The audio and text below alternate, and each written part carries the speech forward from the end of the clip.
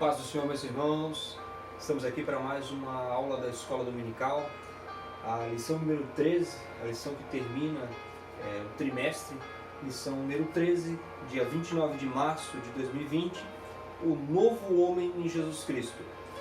E hoje vamos fazer aqui, utilizar esse instrumento para que a gente possa estar fazendo essa apresentação de uma lição de uma forma mais clara, mais rápida, mais sucinta, essa forma de slides.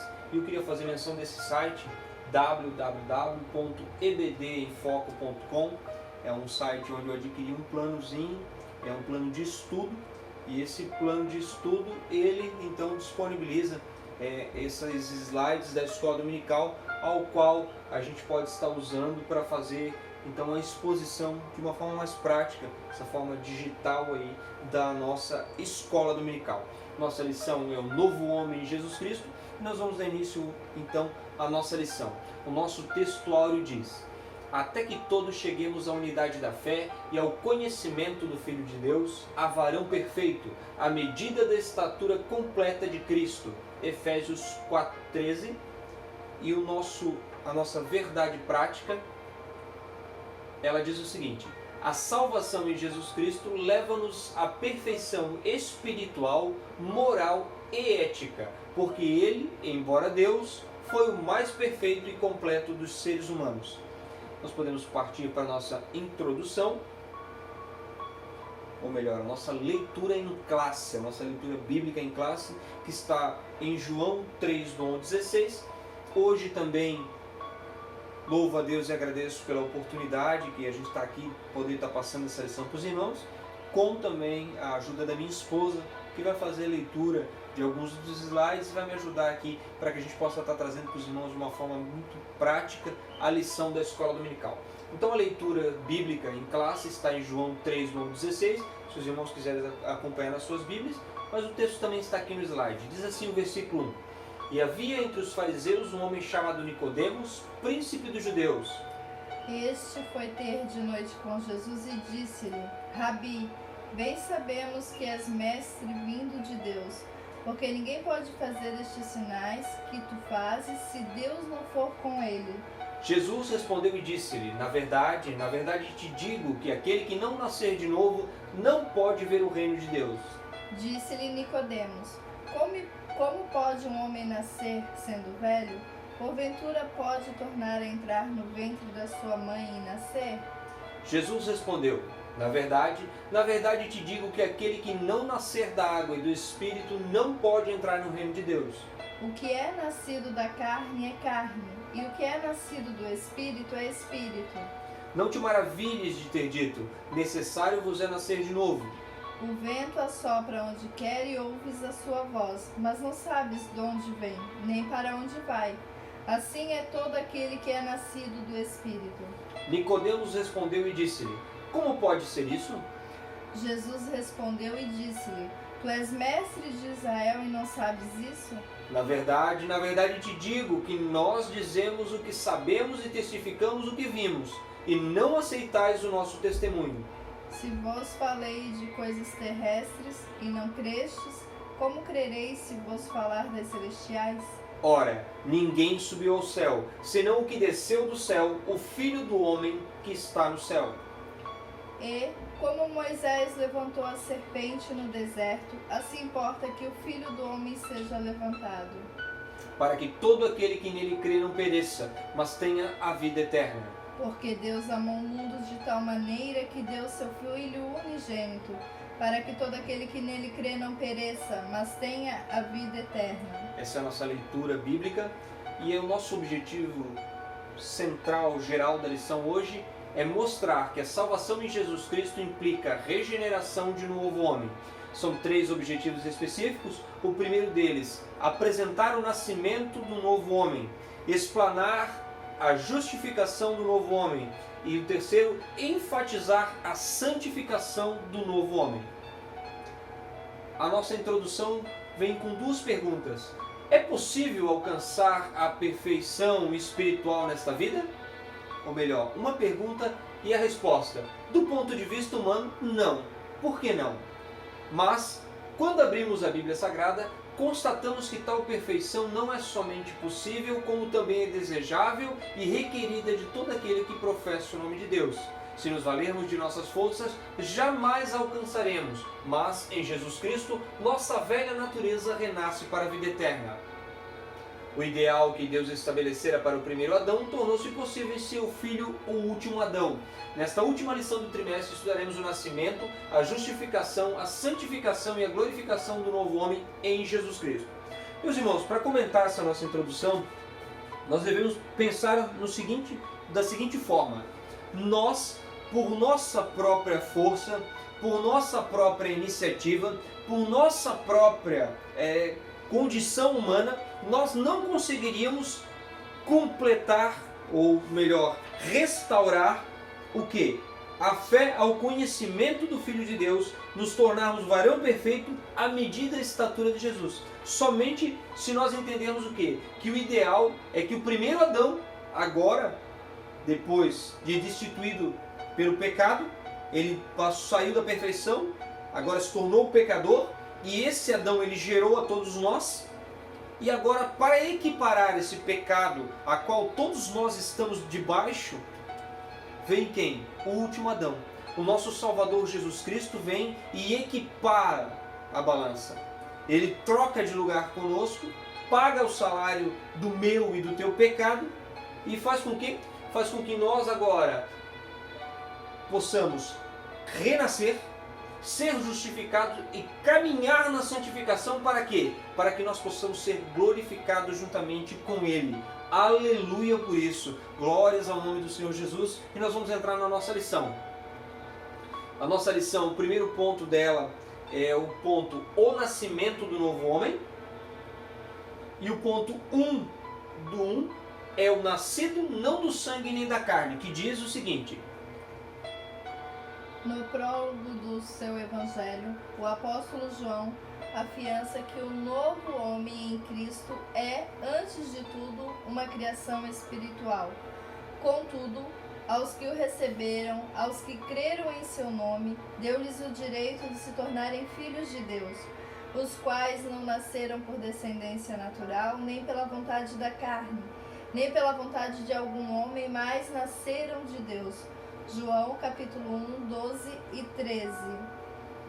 Apesar do pecado do primeiro Adão, nós podemos renascer para Deus através dos méritos de Jesus, o último Adão.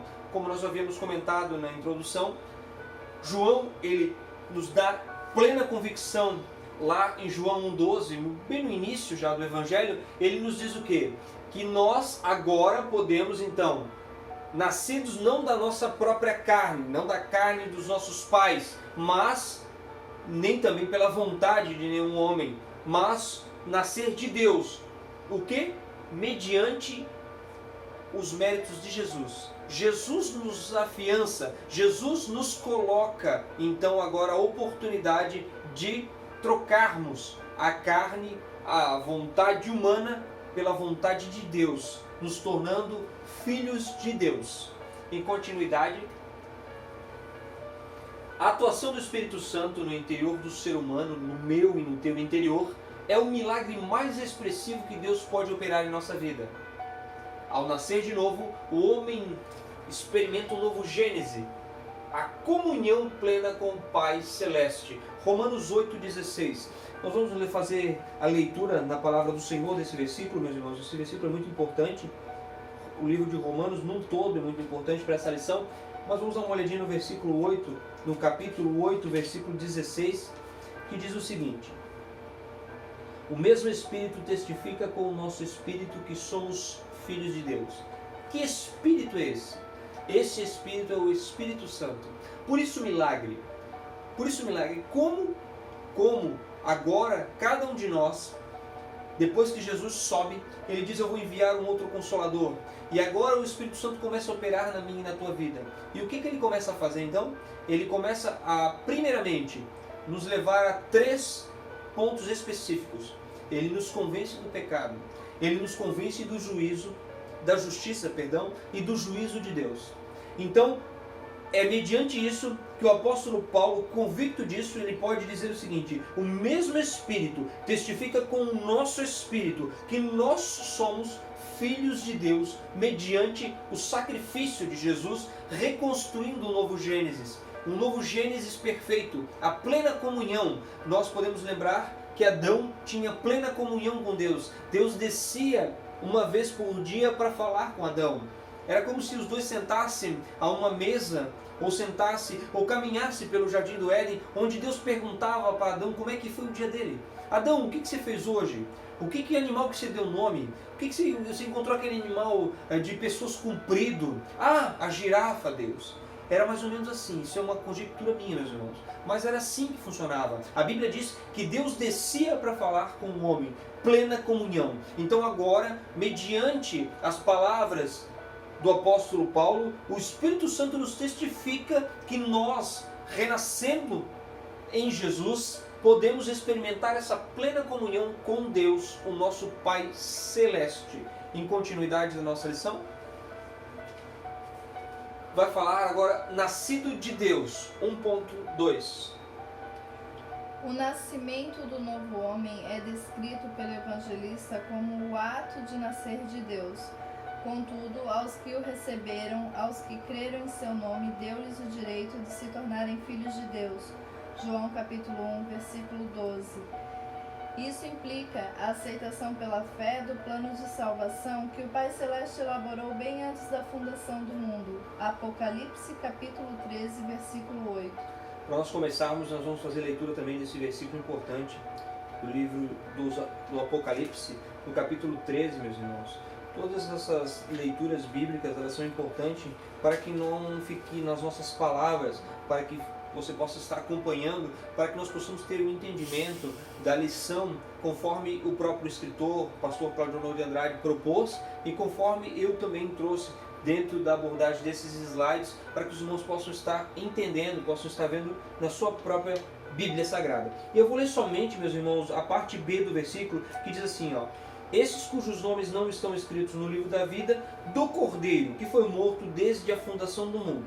Todos nós sabemos que quando João, o evangelista João, não somente no evangelho dele, 1:12, que diz que todos aqueles que receberam Jesus, aqueles que creram em Jesus e no seu nome, ele deu o direito de se tornarem filhos de Deus.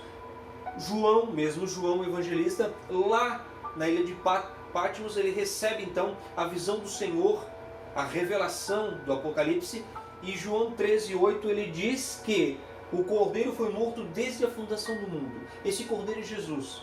Deus não foi pego de surpresa após o pecado de Adão e Eva. Deus já tinha um plano. Deus conhecia essa situação. Deus conhecia o coração de Adão e Eva. Deus não foi pego de surpresa a partir do momento que Satanás enganou o casal. Deus já tinha um plano proposto, e esse plano era assim: o Cordeiro, aquele que trocaria de lugar comigo e contigo, aquele que pegaria o meu e o teu pecado e levaria sobre ele para a cruz do Calvário. Em continuidade da nossa lição, meus irmãos, diz o seguinte: tornar-se nova criatura em Cristo é o auge da bem-aventurança humana. Portanto, se alguém está em Cristo, é nova criação. As coisas antigas já passaram, eis que surgiram coisas novas. 2 Coríntios 5:17. Logo, ao nascer de Deus e tornar-se filho de Deus pela fé. João capítulo 1, versículo 12. Novamente a nossa lição faz menção do João 1:12, que nós sabemos que é a partir do momento que recebe e crê, se torna filho de Deus. Mas nós agora vemos uma outra situação. O apóstolo Paulo em 2 Coríntios 5:17 vai dizer que agora nós somos nova criatura.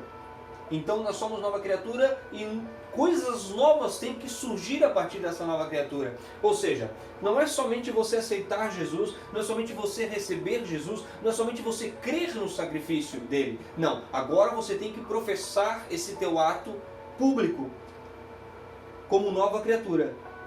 mediante batismo, mediante comunhão com os irmãos, mediante uma vida com oração, mediante uma vida com jejum, mediante uma vida de entendimento com os irmãos, mediante uma vida de união, para que então você possa experimentar o auge da bem-aventurança de ser uma criatura, agora filho de Deus. Você deixa de ser criatura. Essa nova criatura não é mais criatura. Essa nova criatura agora é filho de Deus, mediante o sacrifício de Jesus, explicado por João 1,12. Amém, meus irmãos? Em continuidade, nascido da água. O batismo em águas só tem efeito salvador quando recebido pela fé.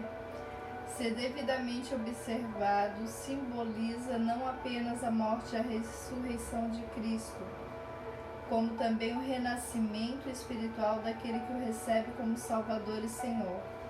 Como eu havia falado, meus irmãos, nós agora, depois que você recebe, você crê, você diz, não, você vai lá para frente, agora você está indo para frente do Senhor. O Senhor está com o trono posto e está fazendo um convite. Vinde a mim. E agora você aceitou. Você disse, não, eu creio que esse Jesus morreu pelos meus pecados. Então agora você professa a tua fé mediante o batismo. Esse batismo em águas, ele tem um efeito salvador quando ele é recebido por fé.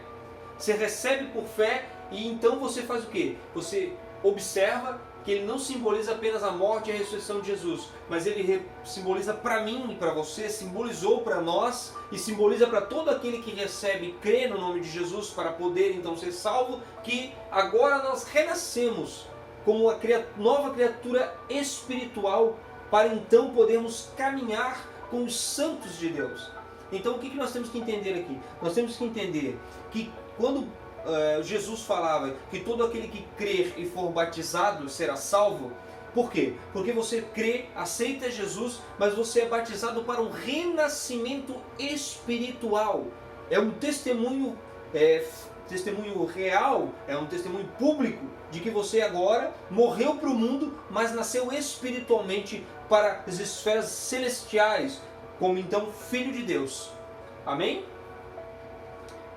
Dessa forma, cumpre-se o que Paulo escreveu, asseverando que Jesus nos salvou mediante o lavar regenerador e renovador do Espírito Santo, não por causa de atos de justiça por nós praticados, mas devido à sua misericórdia. Ele nos salvou pelo lavar regenerador e renovador do Espírito Santo. Tito, capítulo 3, versículo 5. Dessa experiência ressurge o novo homem em Jesus Cristo. Aqui nós temos que fazer menção de Paulo. Paulo então assevera que Jesus nos salvou mediante o lavar regenerador e renovador.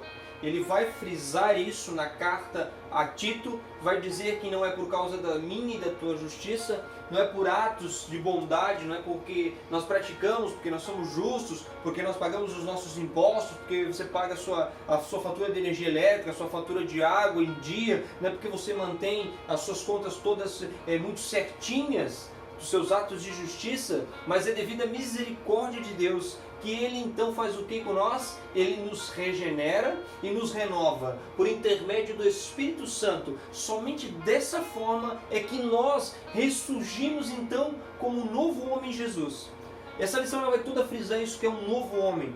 E nós somos novos homens, novas mulheres, novas crianças, novos adolescentes, novos jovens. Por quê? Porque nós então agora sacrificamos também toda a nossa carne, todo o nosso entendimento, todas as nossas vontades, nós abandonamos todos os nossos desejos, nós então mortificamos da nossa carne tudo isso e agora aceitamos, mediante essa regeneração em Jesus, essa renovação, esse ressurgimento, para então podermos caminhar, como a própria leitura do texto Paulo vai dizer, que nós agora vamos caminhar em unidade, em fé e conhecimento nesse Jesus que nos remiu, para que nós possamos então, como Ele foi varão perfeito, nós possamos ser à medida de estatura. Nós podemos tentar e caminhar para se equiparar, para estar na mesma medida de Jesus em perfeição, caminhando para a santidade, crendo que é fiel aquele que nos chamou, que Ele vai completar a boa obra que começou na minha e na tua vida, como o próprio apóstolo Paulo disse. Então nós temos essa certeza, Ele vai completar. Isso está lá em Filipenses 4:8, o apóstolo Paulo vai dizer que aquele que nos chamou vai completar a boa obra. Então fiquemos fitados, com os olhos cravados em Jesus, colocados sobre Ele, para que nós possamos experimentar esse novo renascimento, para ressurgir cada dia, num processo contínuo de regeneração, caminharmos então para a vida eterna, meus irmãos. Em continuidade da nossa lição, o ponto 1:4 diz que nascido do Espírito Santo. A regeneração só é possível através da atuação do Espírito Santo na vida do pecador arrependido. É Ele quem opera o nascimento, o novo nascimento. O que nascer da carne é carne, mas o que nasce do Espírito é Espírito. João capítulo 3, versículo 6. Esse ato regenerador não pode ser explicado em linguagem humana. O vento sopra onde quer, você o escuta, mas não pode dizer de onde vem nem para onde vai. Assim acontece com todos os nascidos do Espírito. João, capítulo 3, versículo 8. Para comentar esse tópico da nossa lição, esse início da nossa lição, desse ponto 1:4, meus irmãos, nós podemos fazer leitura do livro de Provérbios, do capítulo 28, versículo 13, diz que o que encobre as suas transgressões nunca prosperará, mas o que as confessa e deixa alcançará misericórdia. Então, o que nós podemos entender com isso? Que aqui, nesse processo de regeneração, o Espírito Santo agora, ele entra na minha e na tua vida, de pecador, arrependido, e ele faz o quê? Ele opera em nós aqueles 3 pontos que a gente comentou. Ele opera em nós o pecado, ele começa a dizer para mim e para você onde a gente está errando. Ele então nos mostra a justiça que Deus vai empregar sobre o nosso pecado e qual o juízo que essa justiça vai trazer se eu e você continuarmos pecando. Ou então, se a justiça que Deus traria sobre o nosso pecado, que agora está lavado por Jesus. Então o que nós vamos ter que entender aqui? Nós vamos ter que entender que esse ato regenerador, ele não pode ser explicado por mim e por você. Mais ou menos da seguinte forma, nós temos que entender 2 situações. Existe sim o arrependimento e existe o remorso. E os dois têm uma diferença muito grande. Porque quando você sente o remorso é quando você está ali com uma pessoa numa situação, por exemplo, numa escadaria muito grande. Você está do lado de uma pessoa e você pega e empurra essa pessoa.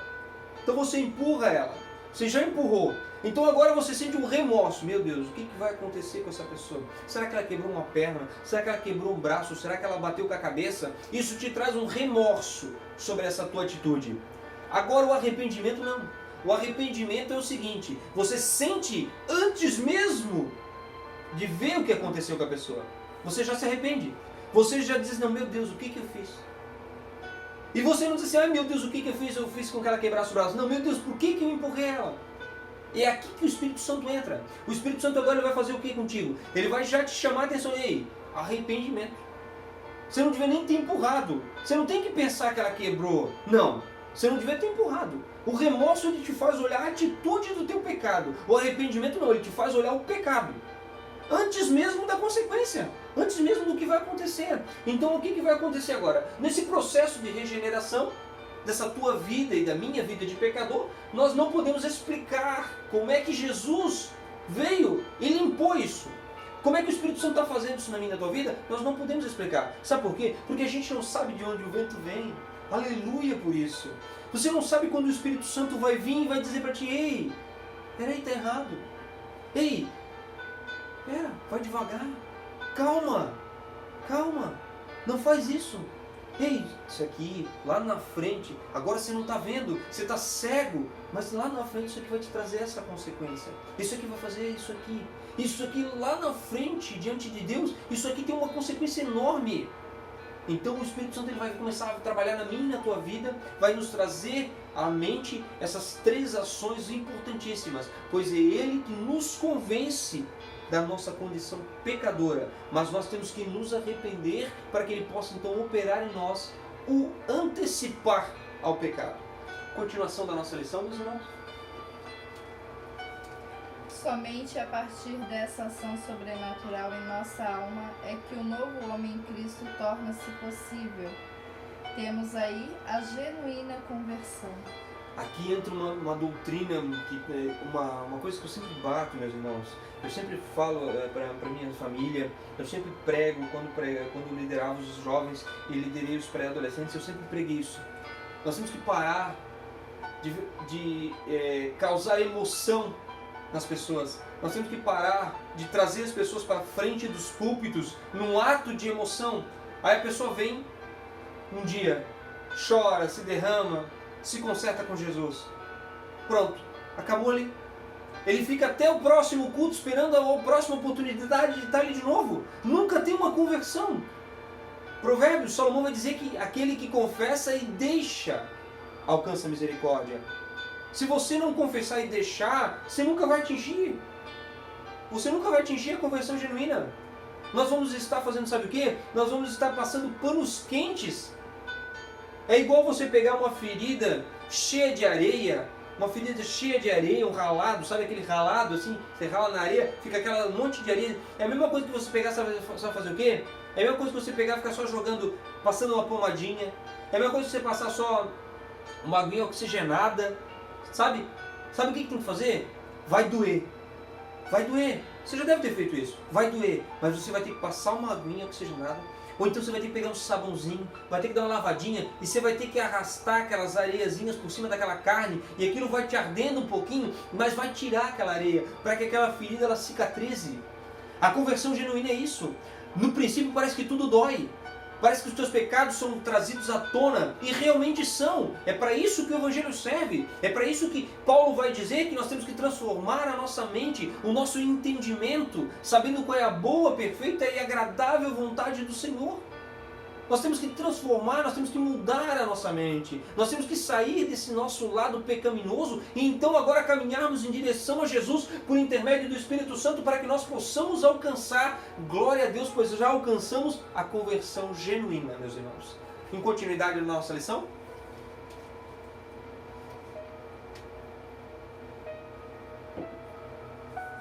O ponto 2 vai falar sobre a justificação do novo homem.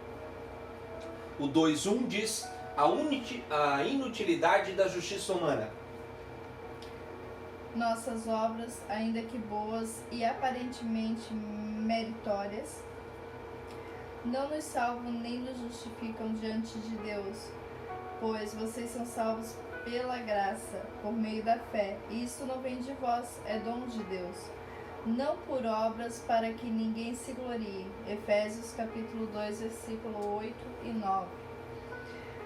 Aliás, são elas consideradas trapos de imundície. Somos como impuro, todos nós. Todos os nossos atos de justiça são como trapo imundo. Murchamos como folhas e como vento as nossas iniquidades nos levam para longe. Isaías capítulo 64, versículo 6. Só existe um meio de obtermos a salvação e de nos justificarmos perante o justo juiz. A fé nos méritos perfeitíssimos de Jesus Cristo. Quando fala de inutilidade, meus irmãos, você sabe o que é uma coisa inútil, né?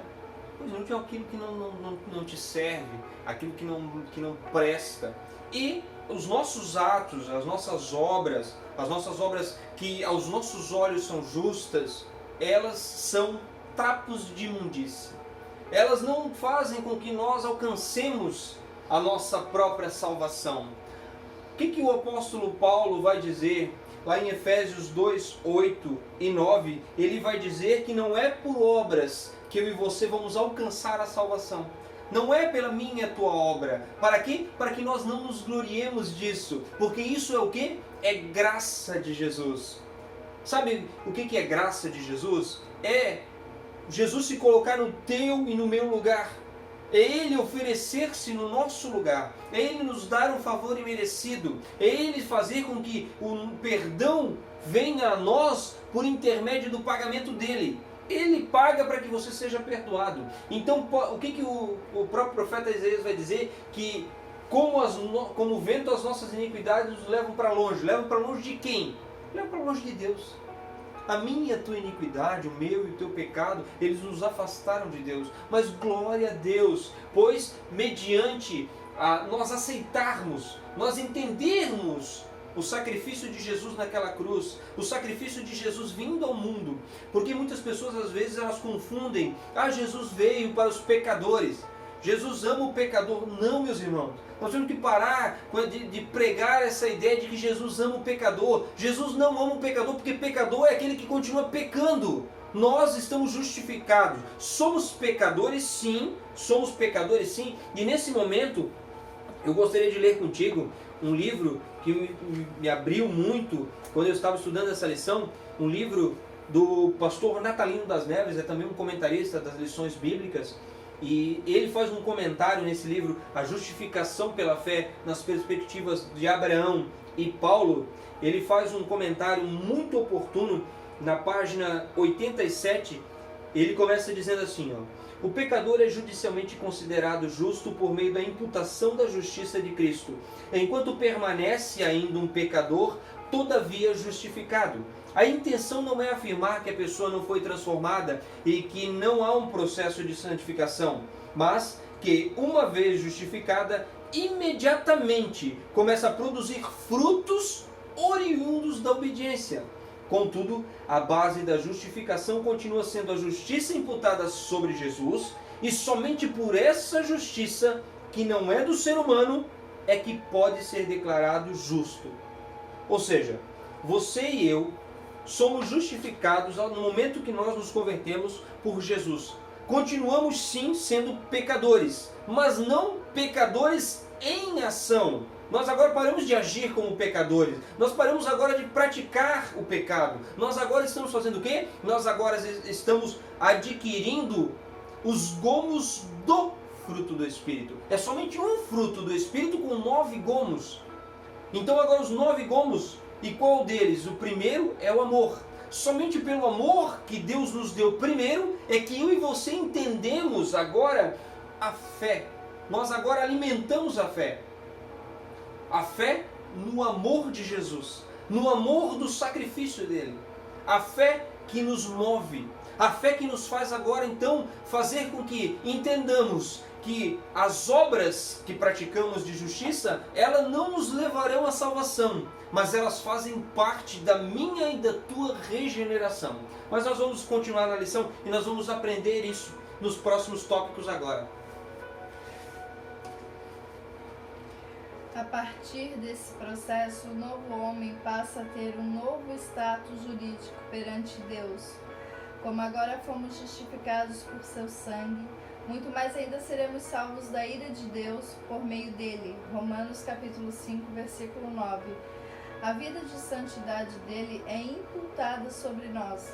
Nossos pecados são lançados sobre ele. Então o meu e o teu pecado agora é lançado sobre Jesus. Nós comentamos na outra parte o que esse sangue faz. Esse sangue tem um poder jurídico de justiça no reino espiritual, e ele faz o quê? Ele agora justifica e nos livra da ira de Deus. Então essa vida de santidade dele passa a ser a minha e a tua vida de santidade.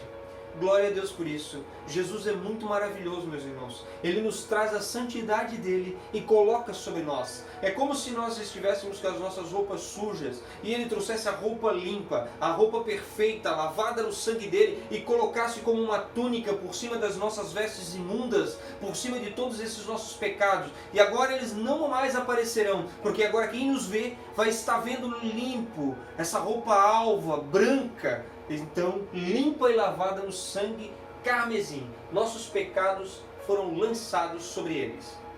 Só para contribuir um pouquinho aqui por trás das câmeras, no que foi falado anteriormente, que toda vez que a gente vai perante o altar, por causa de algum pecado cometido, é sinal de que não há conversão. Porque a partir do momento que nós somos justificados, né, e a gente não volta a pecar. Porque nós estamos convertidos. E a partir dali a gente não é mais pecador. seria mais ou menos nessa linha de pensamento. Nós não somos praticantes agora do pecado. Então toda vez que nós nos dirigimos à frente, nós não estamos apresentando a Deus pecado. Nós estamos nos dirigindo para receber uma oração. Nós estamos nos dirigindo ali à frente então para receber maior proteção, uma maior força para vencer esse estado pecaminoso que está mortificado. Eu não sei se seria correto falar que quando alguém vai, muitas vezes, por causa de um pecado cometido, seria como se ele estivesse ludibriando Deus ou a ele mesmo com a falsa sensação de que está perdoado, mas no dia seguinte comete a mesma coisa. Nós temos que usar a palavra do próprio Salomão, dizendo que aquele que confessa obtém misericórdia. E nós temos também que fazer o quê? Nós temos que nos lembrar do que Pedro vai dizer, que aquele que volta a pecar, ele se torna igual ao cão que retorna ao seu vômito, retorna a comer o vômito. Então, ou seja, também o próprio Pedro vai dizer que ele volta a se sujar também. É como se ele fosse entregue a ele um prêmio e ele sujasse na lama. Então ele volta a retornar. É como se desse pérolas aos porcos. Então nós temos que entender o seguinte: nós temos que confessar o pecado. Então, a partir do momento que você passa por uma conversão genuína, nós temos que sempre frisar isso, irmãos. Irmão Giliardo, mas agora você e o irmão Simão estão falando então que as pessoas não podem mais para frente. Não, irmão. Misericórdia.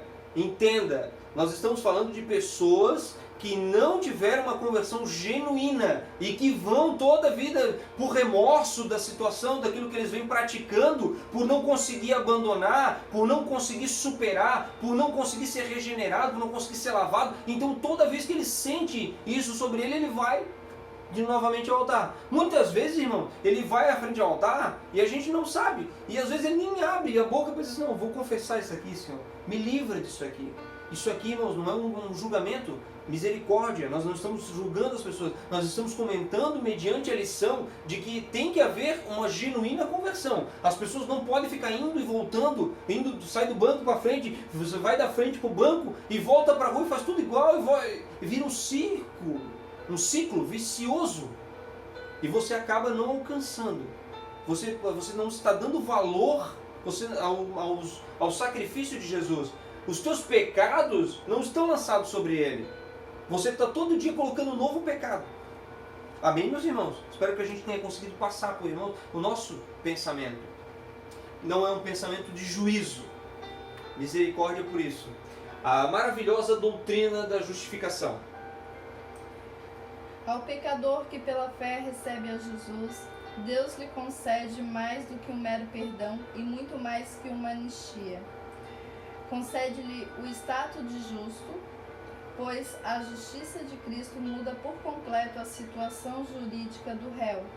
Assim foram alguns de vocês, mas vocês foram lavados, foram santificados, foram justificados no nome do Senhor Jesus Cristo e no Espírito de nosso Deus. 1 Coríntios, capítulo 6, versículo 11. Este é completamente perdoado e seus pecados inteiramente apagados. E acrescenta, dos seus pecados e iniquidades não me lembrarei mais. Hebreus, capítulo 10, versículo 17. Nós podemos fazer então menção de uma situação aqui. Qual é a situação? A maravilhosa doutrina da justificação nos leva ao momento da crucificação. E aqui nós vamos agora trazer essa situação e onde nós queremos chegar na questão de ir a todo momento à frente. Então, quando o escritor aos Hebreus diz que dos seus pecados e iniquidades não me lembrarei mais, Deus não vai se lembrar dos meus e dos teus pecados confessados e entregue a Ele.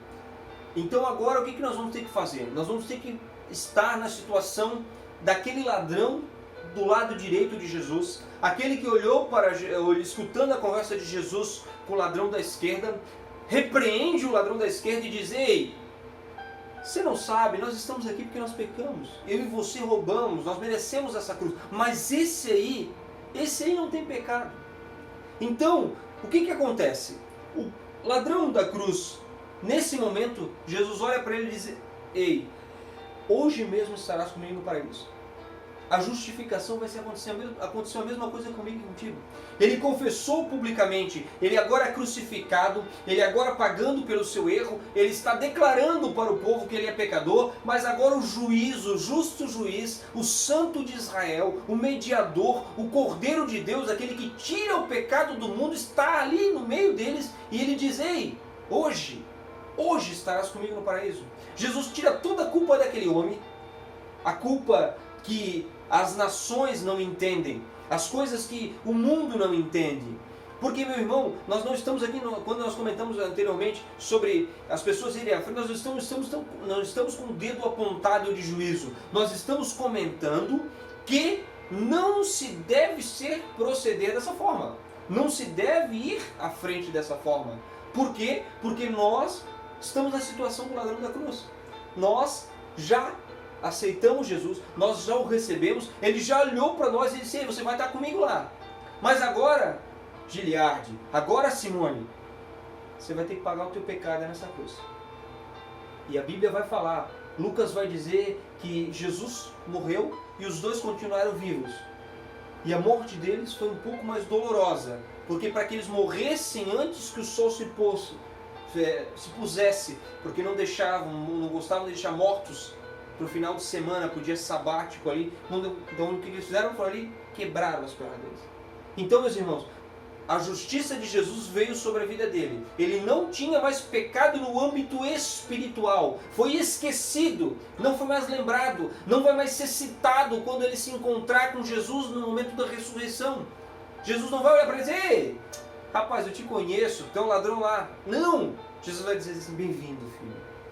Glória a Deus por isso. Esse é completamente perdoado. Seus pecados são inteiramente apagados. Mesmo o teu pecado foi apagado. A partir do momento que ele é apagado, nós passamos a não o cometer mais. E aí sim entra a situação de ir e vir para frente em ato de remorso, nunca de arrependimento. Então, misericórdia daqueles que ainda não conseguiram atingir essa conversão genuína. Continue. É importante falar que nós, pecadores, não temos a capacidade de ganhar a salvação por nós mesmos, pelos nossos atos de bondade. É consequente que a partir do momento que Deus, ele deu a sua vida, que Deus deu o Filho dele para morrer pelos nossos pecados, nós somos justificados, as nossas atitudes também mudam. Amém. Né? A Deus. Ela passa a ter na nossa vida os frutos do Espírito, no qual o mundo, as pessoas, aquelas que nos conhecem, aquelas que não nos conhecem, ver em nós a justa bondade de Deus, que é a salvação na nossa vida. O perdão dos nossos pecados nos traz frutos bons, os frutos do Espírito Santo. Você passa a fazer diferente de tudo aquilo que você fazia. Agora, na visão do reino, na visão espiritual, na visão de justiça, você passa então a viver uma transformação. Então você passa a pegar, depois de esquecer, depois de justificar, você começa a passar às pessoas somente aquilo que Deus colocou sobre a tua vida, o fruto do Espírito. Glória a Deus por isso. O novo homem é justo. A partir de sua conversão, o pecador passa a ser visto por Deus como se jamais tivesse cometido qualquer injustiça. De agora em diante, é um justo aos olhos de Deus. Filhinhos, não deixe que ninguém os engane. Aquele que pratica a justiça é justo, assim como ele é justo. 1 João capítulo 3, versículo 7. Haja vista o que houve com o ladrão que na cruz creu no sacrifício de Jesus Cristo.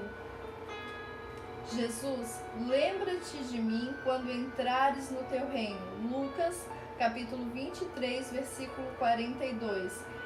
Eu lhe garanto, hoje mesmo estarás comigo no paraíso. Lucas capítulo 23, versículo 43. Meus irmãos, isso aqui é muito profundo. Isso aqui demonstra uma conversão genuína, rápida. Eu agora estou convertido de que existe aqui do meu lado alguém que pode me livrar da culpa. Alguém que pode se lembrar de mim e ele já professa, eu já saio declarando, quando entrares no teu reino.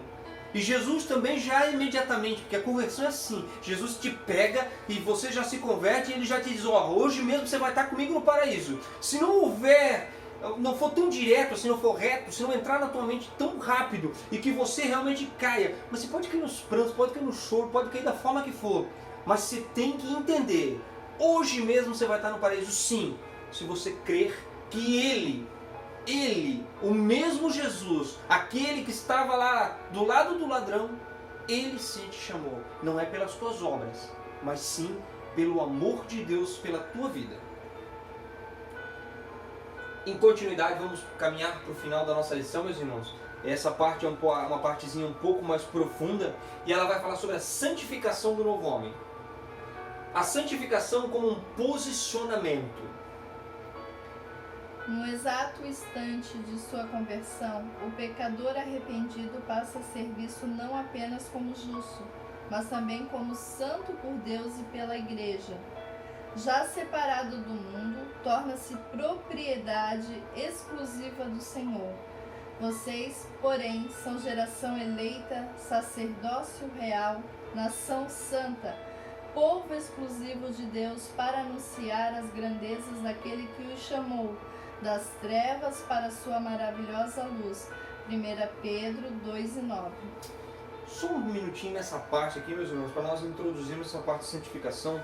A santificação como um posicionamento. Novamente, nós vamos frisar o quê? Que no exato momento da conversão, a partir do momento que você vai lá para frente, se dobra o teu joelho e aceita Jesus, então, arrependido do que você fez, então agora você é visto como um justo. Nem um Giliardi, nem uma Simone, ninguém, nem um pastor, ninguém vai apontar mais o dedo para ti e dizer para você que você agora é um pecador injusto diante de Deus. Não.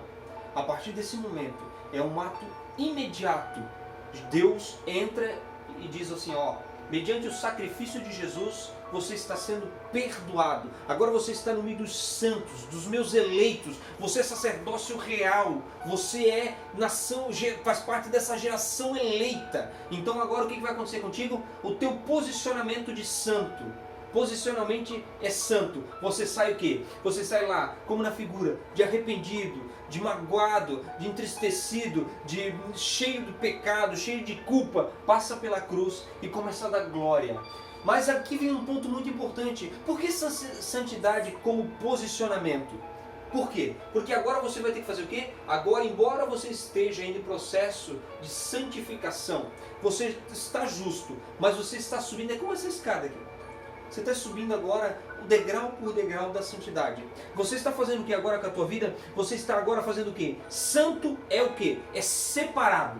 Agora você está separado do mundo, você é propriedade de Deus. Deus te escolheu. E eu quero ler contigo, meu irmão, Efésios 4, 11 e 12, que faz uma mensagem muito importante do apóstolo Paulo, e é importante que nós façamos leitura. Efésios 4, versículo 11 e 12. 4, 11 e 12 diz assim, e ele mesmo deu uns para apóstolos, outros para os profetas, outros para evangelistas, é um texto que a igreja bem conhece, e outros para pastores, e outros para doutores, querendo o aperfeiçoamento dos santos, para a obra do ministério, para a edificação do corpo de Cristo. Imagina, o que tem isso a ver, irmão? O irmão está fazendo uma bagunça, está dizendo que agora é apóstolo, está misturando os ministérios. Não, eu estou te dizendo que você foi comissionado, você foi chamado para a obra de Deus. E nessa obra de Deus, Ele precisa que você se aperfeiçoe no meio dos santos. Então você vai pegar uma qualidade da irmã Simone, uma qualidade do irmão Giliardi, uma qualidade do nosso pastor, uma qualidade dos nossos obreiros, uma qualidade das irmãs, e vai pegando, vai juntando, vai se aperfeiçoando, vai se tornando cada dia mais santo, hoje mais santo do que ontem, amanhã mais santo do que hoje. Você vai se afastando do pecado, você vai caminhando, você vai se santificando, e essa santificação ela vai fazer o quê? Vai trazer mais dons, mais frutos, mais fruto, mais gomo do fruto. Você vai o quê? Você vai se tornando mais pacífico, você vai se tornando mais longânimo, você vai se tornando mais paciente, você vai se enchendo do amor de Deus, aquele amor que não guarda mágoa. Você vai fazendo o quê? Agora você vai se tornar cada dia mais caminhando em estatura com Cristo. Você vai fazer o quê com as palavras do apóstolo Paulo? Você vai fazer o quê? Você vai fazer ali, ó, para a edificação do corpo de Cristo. Você vai usar tudo isso que você coletou, tudo isso que agora você tem dentro de você por intermédio do Espírito Santo. O Espírito Santo vai dizer para ti: ei, coloca para fora, coloca para fora, coloca para fora, coloca para fora quem você é. Limpa esse teu exterior, tira esse teu trapo de imundície, tira essa tua força das tuas mãos, tira essa força das tuas pernas, porque agora eu vou te guiar. Agora eu vou mostrar para a igreja, vou mostrar para os outros santos como você, qual é a obra que eu tenho feito na minha e na tua vida. Assim é o Espírito Santo, meus irmãos. É interessante colocar que o processo de santificação ele é uma coisa sobrenatural, né? Porque é uma luta contra o pecado que tão de perto nos rodeia diariamente, né? E é uma unidade com Deus, né? Conforme você se aproxima dele, o pecado fica para trás. E isso só pode e só é possível mediante a morte de cruz e o Espírito Santo que ainda trabalha por nós aqui. Glória a Deus. Nós vamos falar isso agora no ponto 2. Vamos caminhando para o ponto 2 aqui. A santificação como processo. Vamos lá? O novo homem em Cristo, ainda que seja visto como santo, é realmente terá de submeter-se a um longo e disciplinado processo de santificação, até que venha a alcançar a estatura do Filho de Deus, até que todos alcancemos a unidade da fé e do conhecimento do Filho de Deus e chegamos à maturidade, atingindo a medida da plenitude de Cristo. Efésios capítulo 4, versículo 13. É um processo. Você vai caminhando. Como eu falei, hoje mais santo do que ontem, amanhã mais santo do que hoje. Você vai se afastando do pecado. O que vai acontecer? É um processo longo, disciplinado. O que é um processo longo e disciplinado? É o que nós estamos fazendo aqui agora. É um processo que nós estamos fazendo aqui agora. Nós podíamos estar o quê? Nós podíamos estar aí aproveitando a quarentena, né? Já que nós estamos reclusos. Para que culto? Para que escola dominical? Tão maçante. Não, nós estamos aproveitando, é um processo disciplinado. Nós sabemos que dia a dia nós temos que estar nos alimentando da palavra de Deus. Nós não podemos nos afastar. Esse é o momento mais oportuno que nós ganhamos nesse ano de 2020. Talvez esse período que você está passando de quarentena aí, talvez no recesso que está acontecendo com a tua vida, misericórdia, mas talvez você está desempregado. Aproveita, meu irmão. Coloca uma meta para a tua vida. Qual é a meta, irmão Giliard? Lê a Bíblia. Lê a Bíblia. Talvez você talvez você não teve poxa, eu não consigo. Eu gosto muito de falar sobre Deus, de louvar o hino. Aproveita. Estuda o hino. Ensaia o hino. Nós temos os nossos cultos online, uma bênção. O irmão Ayrton, o irmão Jackson, cultos. Não paramos os nossos cultos. E eu estou aqui agora gravando essa escola dominical, meus irmãos, mas eu estou aqui também aprendendo com os irmãos.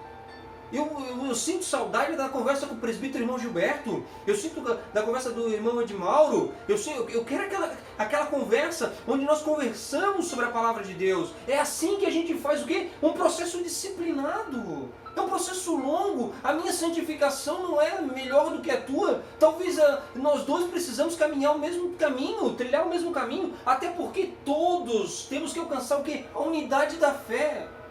Meus irmãos, nós temos que... Como? Do conhecimento do Filho de Deus. Como é que se conhece Deus?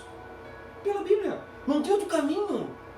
Você não vai conhecer Deus porque eu estou te falando. Você vai conhecer... E outra coisa, meus irmãos, as pessoas às vezes confundem isso. Você não vai conhecer Deus pelo testemunho da irmã Simone. Não. Ele vai te edificar? Pode. Mas você só vai conhecer Deus com o teu testemunho. Quando Deus agir diretamente na tua vida. Mas a irmã Simone foi curada. Não, mas eu também posso ser curado. Você não vai dizer assim, o Deus da irmã Simone. Foi-se esse tempo. Agora você vai dizer, o Deus, por intermédio de Jesus, o meu Deus, o meu Senhor vai agir na minha vida. E vai me fazer caminhar nesse processo de santificação. Próximo tópico da lição. Na continuidade ainda. Na santificação do novo homem, a palavra de Deus é imprescindível, pois nos conduz ao ideal cristão, perfeição e santidade, para que em tudo sejamos imagem e semelhança de Deus. Portanto, sejam perfeitos, como perfeito é o Pai Celestial de vocês. Mateus capítulo 5, versículo 48. Mateus 5,48, portanto sejam perfeitos como perfeito é o Pai Celestial. Como é que você se torna perfeito? Você não vai se tornar do dia para a noite. É o processo. Mas a palavra de Deus é imprescindível. É nela que você vai encontrar subsídio. É nela que você vai encontrar direção. É nela que você vai encontrar orientação. Deixa eu ler com os irmãos uma outra palavra de Paulo. Paulo, no capítulo 1 de Filipenses, versículo 6, ele diz assim, tendo por certo isto mesmo, que aquele que em vós começou a boa obra, aperfeiçoará até o dia de Jesus Cristo. Meus irmãos, eu sinto a presença de Jesus aqui, meus irmãos. Eu sinto a presença do Espírito Santo aqui. Ele que começou a boa obra na minha e na tua vida, ele não vai terminar antes do dia de Jesus. Mas sabe por quê? Porque lá, quando Jesus nos chamar pelo nosso nome, quando a trombeta soar, meus irmãos, eu fecho os meus olhos, eu imagino a trombeta soando, ela vai dizer o meu nome. Aleluia por isso. O Espírito Santo me dá com plena convicção de que quando a trombeta tocar, o meu nome vai sair entoado como melodia. Aleluia por isso. Mas eu tenho que ter certeza disso, que aquele que começou a boa obra, lá na minha conversão, ele vem continuando, ele vem renovando as minhas forças dia a dia por intermédio do Espírito Santo, me dando plena convicção de que eu vou estar contigo, lá na glória, lá na Nova Jerusalém. Nós vamos cantar o hino da vitória lá. Eu creio, meus irmãos, aleluia. Ponto 3, né? Para findar a nossa lição, é a santificação e a vontade de Deus no novo homem. O novo homem é impossível sem o processo de santificação. Esforcem-se para viver em paz com todos e para serem santos. Sem santidade ninguém verá o Senhor. Hebreus capítulo 12, versículo 14.